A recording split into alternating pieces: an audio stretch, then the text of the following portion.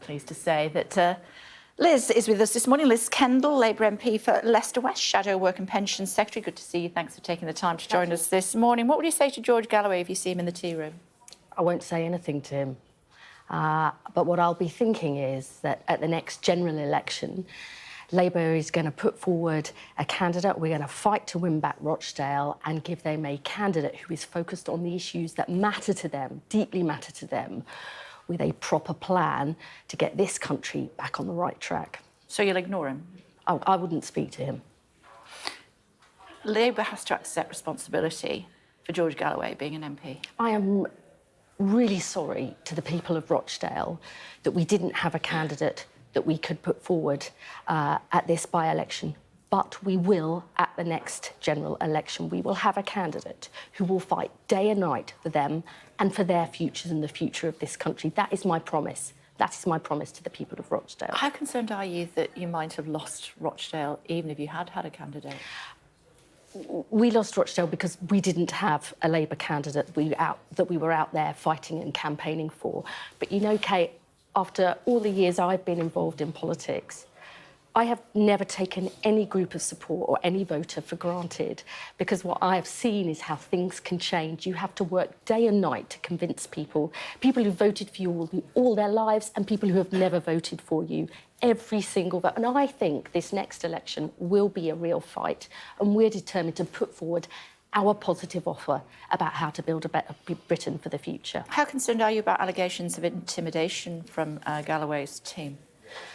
I am worried about what's happened to many MPs from both sides of the House, the intimidation and threats that people have faced. I don't think that that is right. And if I think about my own constituency, one of the things, and I've talked to you about this before, that I'm worried about is that the need to see people's common humanity, what we have in common, and to try and bring people together. I think there is a real job here for political leadership.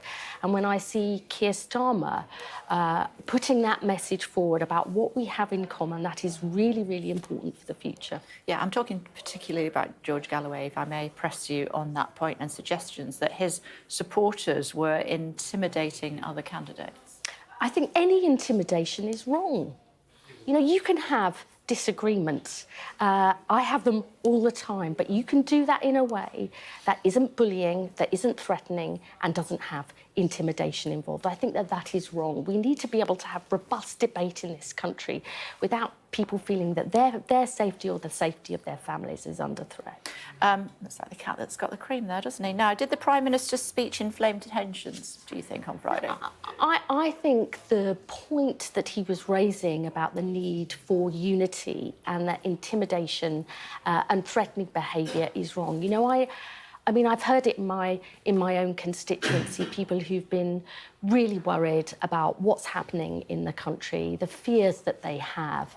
And I think that the Prime Minister and Keir Starmer have been right to say we need unity in this country. Threats and intimidation are wrong. We can't have any part of that in our politics. Some suggestions that planes may be taking off as early as the end of this month, taking people back to Rwanda, or to Rwanda, forgive me. I'll believe it when I see it, Kay. I mean, the cost, have you seen the latest cost of this, right?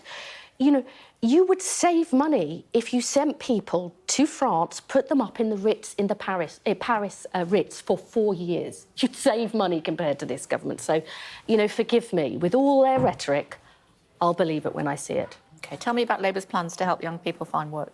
Well, we are announcing today a big new offer for young people, particularly the 1 in 8 of all young people who are now not in education, employment or training. That is terrible for them, it's terrible for businesses, and it's terrible for our economy as a whole.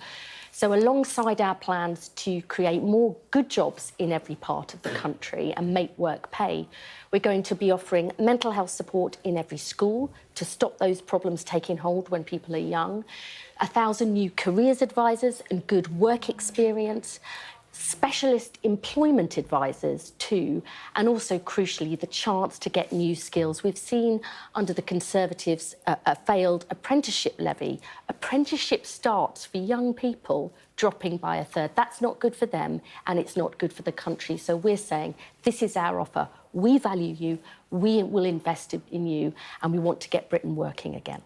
Shadow Secretary of State, it's good to see you. Thank you very much indeed for taking the time.